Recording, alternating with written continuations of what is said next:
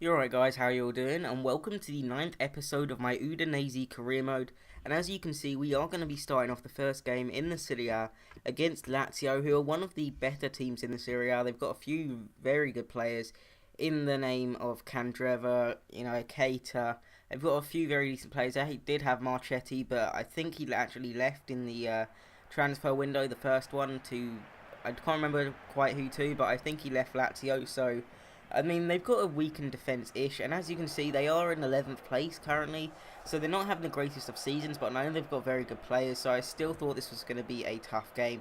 Now, we did line up with a 3-5-2. I'm not sure if this is the first time I've used it, but we used Clinton, Najai, and Braithwaite up top. Very pacey, and my plan was to basically go on the counter-attack with them two leading the line. Now, here is how Lazio signed up. They actually signed Giovanni Dos Santos, the striker. They also got Felipe Anson on the left and Keita on the right, so that attacking force is very good, and they do have De Vrij in the centre-back position. However, they don't have Candreva or anyone like that. Now, in the third minute, it is Allen on the attack, but he does get tackled by Cavander, but that wasn't really the main thing. The main thing was that we got an injury, and Najai, who we had just recently bought in the January transfer window, has been injured. So we do have to sub on Perica, I'm not quite sure how you say it. And to be fair, the first 20-25 minutes wasn't that exciting. The only chance we had against Lazio was that cross in from Bacuna, but no one was really there to try and tap it in. Now in the 39th minute, Lazio are actually on the attack, passing it around very well around my box, and they do get the shot off. However, we do have a defender there to stop the shot from going in the goal. And in a corner in the 41st minute, I think it's the resulting corner actually, they do cross it in, but Canezas manages to get it away only as far as the Lazio player. However, we do eventually get it away, and Bacuna passes it out to the front line. Now in the 45th minute, they are on the attack once again, and Mauri having a pretty amazing shot, I guess. It almost went in, it almost hit the target. However, it didn't, and that is how half-time ended, 0-0. Now, in the second half, in the 61st minute, Felipe Anson came close again, and Lazio were dominating us pretty much. And they were away from home, so that was slightly worrying to see our form or us getting dominated. It wasn't the greatest. Now, in the 71st minute, Fernandez does run through. He's not the fastest, but he does manage to get past and get into the box. And he takes the shot. However, it is a good save by the Lazio keeper to keep it at 0-0. Now, in the 83rd minute, Closer is through, passes it to Redu. Closer gets back the ball even, and then he puts it just wide. And we did get another little injury there, as you saw, but I don't think it was anything too serious. And that's how the game ended. It ended as a 0-0 draw. Another point. I mean, it's not the best, but Lazio are a decent team. So I guess if you asked me at the start of the game, would I take a point? Yes. But I really, to be honest, we were lucky to get a point, but I did want 3. We were lucky because they were dominating us, but I did want 3 points.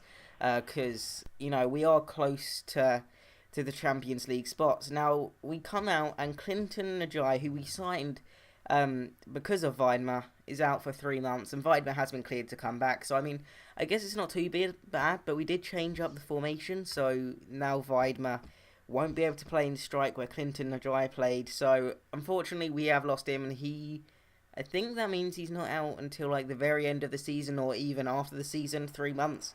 Because, as you see, we do have 22 games played, and we are in 7th. However, we're not too close, not too far behind the Champions League and Europa League spots, and there is about 3 teams on 36 points, but we are just last on goal difference. Now, we do play against Sassuolo in the second match of the game, and it seems like every Italian team now runs the 4-3-3. That's interesting, but we are carrying on. I believe we're carrying on using the 3-5-2, or did we change up? No, we changed up this game with the 4-2-3-1, and we did start Perica, who is one of our young strikers, as I felt like Di Natale, he is retiring, so, we'll try and get some experience on our forwards, basically, and try and make them a bit better. Now, in the 16th minute, Sassuolo go close, they hit the crossbar, you can't get any closer than that, and we do keep it a 0-0 because of the crossbar. The woodwork saved us. However, in the 36th minute, I don't know how we didn't score that. He just missed the header, jumped up, and there really wasn't too much going on in this Sassuolo game, and it does ends the first half being a 0-0 draw. So we were on to getting a draw, and against teams like Sassuolo, if we want to get in the Champions League, we have to win them, whether we're away from home or not, whether we've got our first team out or not. We have to win these sorts of games. However, in the 63rd minute, they do get a cross in, and it's a very dangerous cross. However, Carnezes has an easy save in the end from the resulting header. And again, that's all that really happened. There wasn't much happening in that game at all, and we do come out of a 0-0 draw. Now, we are away from home in our next game against Parma. Obviously, they've been having money troubles in real life, so I didn't quite know how good their team was going to play in this. I wonder if the EA have actually made it so it affects them in game. I don't know, but they are in 18th, so I presume they're just having a bad season. I don't reckon EA know how to do that. But anyway, we are against Parma, and they do have Varela, who is a very talented player, Portuguese, I believe, and they're playing a 4-4-1-1. They do have Nocerino, who again is a very good player. However, most of their team was fairly poor, and we had a much dominant team in every position pretty much. We could dominate them, hopefully, with the quality we have, and hopefully Braithwaite, he'll be able to come through, score a few more goals. Now, we did start Di Natale. Purely, I know he's not the paciest, but he's pacier than Perica. And with this 3-5-2 team, I think I want to go counter-attacking, because we've got very pacey strikers and a pacey left mid, and we've got Bakuna right mid, who's not the most paciest, but he's very strong and can get down the wing. Now, in the 20th minute, Parma come through again, once again. I was really having trouble, to be honest, with this game at this stage, unfortunately. And Varela chips the ball in the box, and they do have a header on goal. However, it just goes wide of the target. Now, Braithwaite in the 33rd minute, he does some magical things. Can he do something now? He runs through every single player, has a shot, but unfortunately, the defender is there to block it, and they do keep it at 0-0. And Braithwaite just there has another header in the 37th minute against Parma, and unfortunately, the goalkeeper again saves it. It wasn't the greatest of headers, but it does keep it at 0-0. And then they had a cross, and it was just a scramble, really. There was no real quality good chances which had been created at this point until the 64th minute, where we did one of them overpowered chip through balls. At least they're overpowered in Ultimate Team, to Braithwaite, and Braithwaite takes it down very, very nicely, has some brilliant control, and he just puts it past the keeper, making it 1-0 to Udinese away from home. And we really needed to win this one to get back on track, to get our form back, hopefully, to get Braithwaite's form back, and hopefully get more points and get a Champions League spot, basically. I do want to get into Europe this season, whether it be Europa League or Champions League. I prefer Champions League, obviously, but that is Braithwaite's 15th goal of the season, and it could be the winner. It could become the winner in this Parma game. However, in the 72nd minute, Fernandez puts Braithwaite through again, who uses pace, and no defender's really going to catch him, and he puts it across the goal, and the keeper dived the other way, and Braithwaite has found his form back. He does make it Udinese 2, Parma 0, and he is just on fire again. If he stays like this throughout the season, and he has no injury worries, he keeps on growing like he is, then I'm sure that we can get a European spot. That is his 16th goal of the season. I believe he's top goal scorer at the moment, and I'm hoping to keep it that way. Now, in the 78th minute, what I was trying here, I do not know, and Varela somehow picks up the ball, but he puts it wide.